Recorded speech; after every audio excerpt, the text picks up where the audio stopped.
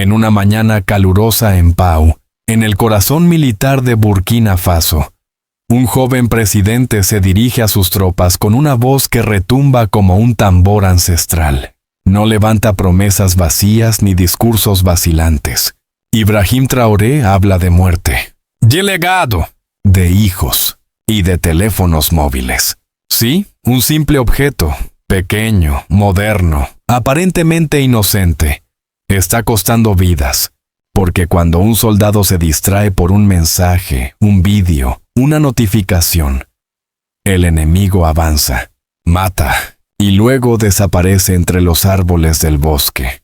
Pero esta historia no es sobre tecnología, es sobre conciencia, sobre una guerra impuesta a África, ayer por los esclavistas, hoy por los mismos imperios disfrazados de aliados. Traoré no quiere otra generación humillada. Lucha, no por sí mismo, sino por los que aún no han nacido. Hoy, en pleno siglo XXI, un país sin salida al mar, rodeado de violencia, levanta la voz y dice: basta, quédate con nosotros. Esta no es solo una historia más, es la voz de una África que se niega a seguir dormida. Suscríbete y despierta con nosotros. Burkina Faso, una nación sin mar pero rica en dignidad, se encuentra en el ojo del huracán. En el campamento Thomas Sankara, al sur del país, se respira una tensión distinta. No es miedo, es determinación. Porque aquí, donde alguna vez se formaron los comandos más temidos del África Occidental, hoy resuenan las palabras de un nuevo líder, el capitán Ibrahim Traoré. Su voz, cargada de pasión, no necesita micrófonos. Se escucha porque golpea el pecho, porque habla desde las entrañas de una historia dolorosa y de un presente que exige coraje. No está allí para felicitar sin más. Está allí para recordar a sus soldados que la guerra no ha terminado, que los bosques pueden parecer en calma, pero el enemigo nunca duerme. Y peor aún, a veces, el enemigo duerme entre ellos. El centro del mensaje no es la estrategia militar ni la geopolítica. Es el teléfono móvil, un dispositivo tan cotidiano que se ha convertido en el arma más peligrosa para uno mismo. No permitiremos que por la culpa de alguien adicto al teléfono se ponga en peligro la vida de otros, dice Traoré con tono severo. Porque en los destacamentos, una notificación puede significar una muerte. Un TikTok puede ser el último sonido que alguien escuche antes de una emboscada. No es una exageración, no es paranoia, es el resultado de años de guerra irregular, de ataques sorpresivos, de enemigos que no usan uniforme y que se camuflan entre la maleza. Un solo descuido, una sola pantalla iluminada en la oscuridad, puede delatar la posición de una unidad entera, y las consecuencias son irreversibles. Pero el mensaje va más allá del objeto. Es una advertencia sobre la disciplina, sobre la conciencia del deber. Un soldado no se pertenece, dice Traoré. Su vida no es suya, es del pueblo, de la nación, de los hijos que algún día caminarán por las calles libres de Burkina Faso. Por eso, quien no puede separarse del teléfono, no merece llevar el uniforme. El presidente no se limita a prohibir. Entiende que hay una adicción, que los jóvenes están expuestos a la manipulación digital, a la desinformación que llega desde el exterior, a los mensajes de apátridas que siembran el derrotismo desde el extranjero. Por eso insiste en la formación ideológica, en la conexión emocional entre soldados y civiles. Porque el verdadero ejército, el que gana guerras, es el que está unido al pueblo, no al algoritmo. El lugar elegido para este discurso no es casual. El campamento lleva el nombre de Thomas Sankara, el revolucionario que renombró al país y que soñó con una África libre, autosuficiente y soberana. Sankara fue asesinado, traicionado por los suyos. Su legado, enterrado durante décadas por el miedo y la dependencia. Hoy, Traoré lo resucita, no con homenajes vacíos, sino con acciones, con firmeza, con un llamado a la conciencia colectiva. Allí, en el mismo lugar donde Sankara entrenó a los suyos, Traoré habla de continuidad, de herencia, de lucha justa y de compromiso. Luchamos no porque queramos, sino porque fuimos agredidos, repite. Una frase que golpea como una sentencia. África no quiere guerra. África quiere justicia. Pero no será mendigada, será defendida. El discurso se convierte en un manifiesto, una declaración de principios. El himno nacional, dice Traoré, comienza con un contra, y eso no es casualidad. Contra la dominación, contra la humillación, contra el neocolonialismo. Cada soldado debe entender que está en guerra no solo contra los grupos armados, sino contra una historia de opresión sistemática. Y al final, una promesa. Burkina Faso será libre, pero solo si cada soldado entiende el peso de su responsabilidad. Solo si cada acto, cada guardia, cada decisión se toma con conciencia y con honor. Solo si los errores internos no sabotean la sangre que se derrama por la patria. El silencio tras sus palabras no es de miedo, es de reflexión y luego de aplauso. Porque en un continente donde los discursos muchas veces son retórica vacía, lo que dijo Traoré es verdad. Y la verdad, cuando se dice con valentía, se convierte en llama. Como una tecnología diseñada para conectar, está desconectando a soldados de su deber y llevando a la muerte a los mejores. Cuando el discurso del capitán Ibrahim Traoré se difundió, no tardó en causar eco dentro y fuera del campamento. Las redes sociales estallaron. Algunos lo celebraron como el mensaje que África necesitaba escuchar desde hacía décadas. Otros, más escépticos, lo tacharon de autoritarismo. Pero lo cierto es que, por primera vez en mucho tiempo, un jefe de Estado africano hablaba sin rodeos, sin temor a señalar al verdadero culpable. No solo el enemigo armado, sino también el enemigo interno, el descuidado, el desconectado de su deber. Los soldados presentes en el campamento sabían exactamente a qué se refería Traoré. Todos habían visto lo que pasa cuando un compañero se distrae por unos minutos con el teléfono. Todos habían vivido el horror de perder a alguien por una emboscada que pudo evitarse. Lo que el capitán dijo no fue exageración. Fue una denuncia directa a una realidad que ya había costado demasiadas vidas. Entre los oficiales, el discurso fue recibido con respeto. Sabían que la disciplina era la columna vertebral de cualquier ejército, y que la era digital, aunque necesaria, estaba desafiando esa columna. Pero entre algunos soldados jóvenes, la reacción fue más incómoda. Se sintieron señalados, acusados. ¿Acaso no tenemos derecho a comunicarnos con nuestras familias?, preguntaban. Y Traoré, con firmeza pero sin arrogancia, respondió: pueden usar teléfonos sencillos, pero si están en operación no hay excusas. El deber está primero. Lo que siguió fue un giro inesperado. Una investigación interna para identificar a los soldados con adicción a los móviles, aquellos que no podían separarse de ellos, ni en medio del combate. Algunos fueron suspendidos, otros reubicados. Hubo incluso rumores de sanciones más severas para reincidentes. El mensaje era claro. En tiempos de guerra, la irresponsabilidad no es un error, es un crimen. Este acto generó una ola de debate en la sociedad burkinesa, en los mercados, en las radios comunitarias, en las reuniones familiares. Todos hablaban del discurso del teléfono.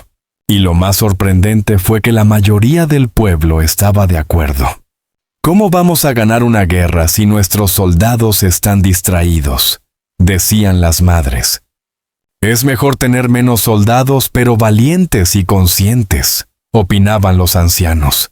Las redes sociales, sin embargo, se convirtieron en un campo de batalla. Desde cuentas extranjeras, especialmente de países con intereses geoestratégicos en la región, comenzaron a aparecer mensajes acusando al gobierno de coartar libertades, dictadura digital, represión del derecho a la comunicación, militarización del espacio privado. Eran etiquetas cuidadosamente diseñadas para sembrar dudas, para deslegitimar el acto de autodisciplina como un acto de tiranía. Pero el pueblo no cayó en la trampa, porque cuando un padre escucha que su hijo ha muerto por culpa de una notificación, ya no quiere discursos sobre derechos digitales, quiere responsabilidad, quiere vida. Y Traoré, en ese momento, se convirtió no solo en presidente, sino en el portavoz de ese clamor silencioso que pide orden, sentido común y sacrificio colectivo. Mientras tanto, algunos medios internacionales evitaron el tema, no lo cubrieron, como si ignorarlo fuese suficiente para neutralizarlo.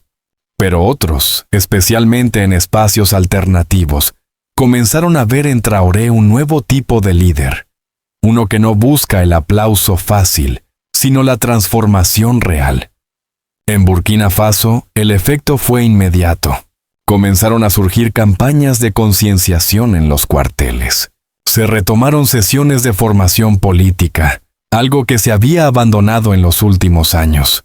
Los oficiales veteranos contaban sus experiencias de lucha sin tecnología, cuando la supervivencia dependía más de la intuición, del silencio, de la vigilancia, que de una conexión a Internet.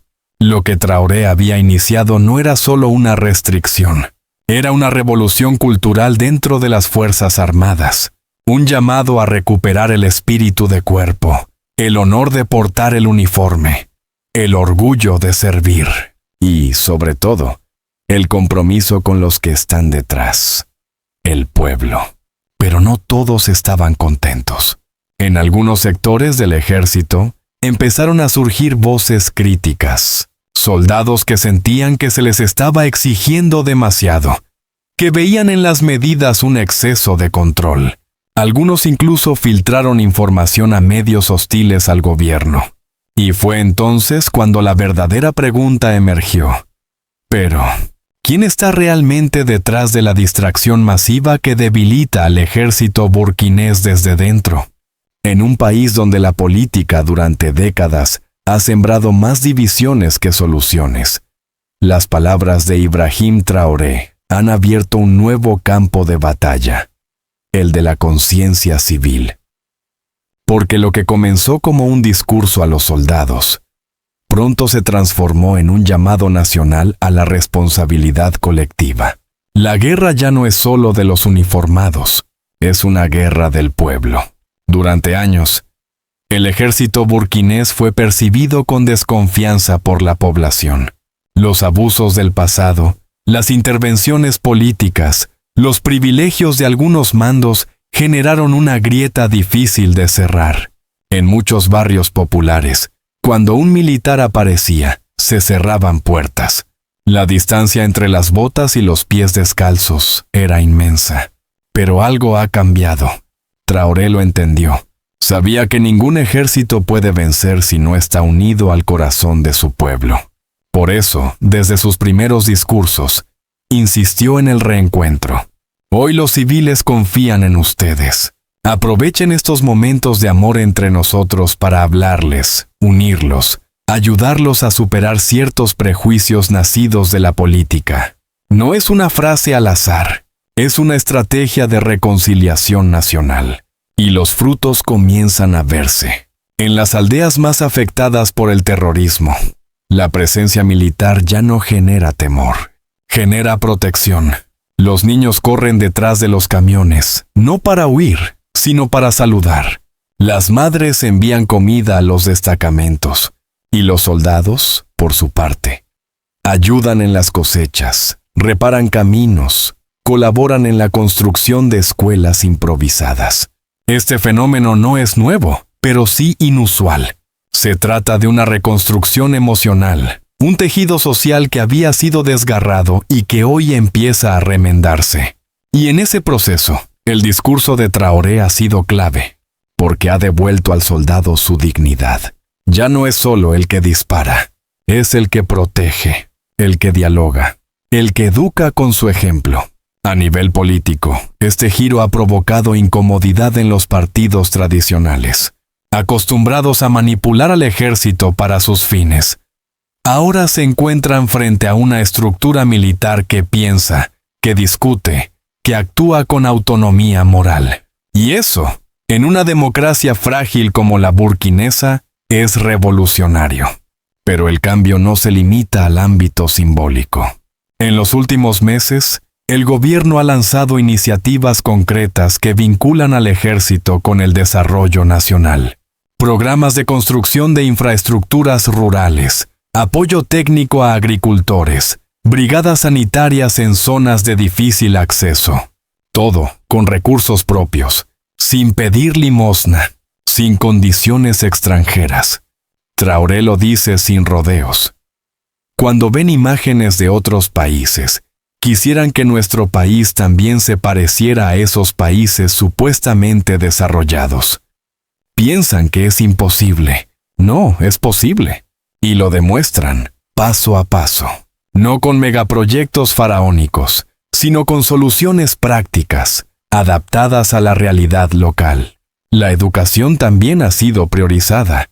En varios centros de formación militar, se imparten clases de historia africana, panafricanismo, ética pública, porque Traoré entiende que un soldado instruido es un soldado consciente, y un pueblo consciente es un pueblo invencible. La población responde. En los mercados se escuchan debates políticos como nunca antes. Los jóvenes organizan grupos de reflexión, círculos de lectura, talleres de alfabetización. En las radios comunitarias, campesinos debaten sobre soberanía alimentaria, acceso al agua, descentralización. La política ha salido de los despachos y ha regresado al suelo. Pero no todo es optimismo. El camino es largo y lleno de obstáculos. La amenaza terrorista persiste. Los saboteadores internos siguen activos. La presión internacional se intensifica. Y en medio de todo, surge una pregunta inevitable. Esto es lo que África debió hacer desde hace décadas. Escribe tu opinión en los comentarios, porque lo que hoy ocurre en Burkina Faso no es un caso aislado. Es un espejo para todo el continente. Una oportunidad para repensar la relación entre ejército y sociedad, entre pasado y futuro, entre dolor y dignidad. ¿Puede un ejército convertirse en la columna vertebral moral de una nación? Traoré cree que sí, y su pueblo comienza a creerlo también. Mientras en Burkina Faso la población despierta al calor de un nuevo contrato social, las miradas del mundo se vuelven cada vez más incómodas, porque lo que parecía una simple reestructuración militar comienza a tener un aroma más profundo. El renacimiento del panafricanismo. Y eso, para muchas potencias, es inaceptable. La Comunidad Económica de Estados de África Occidental, CEDEAO, controlada en gran medida por intereses franceses y anglófonos, no ha tardado en mostrar sus reservas. Algunos de sus miembros han acusado al gobierno burkinés de militarizar la vida civil, de romper el orden democrático.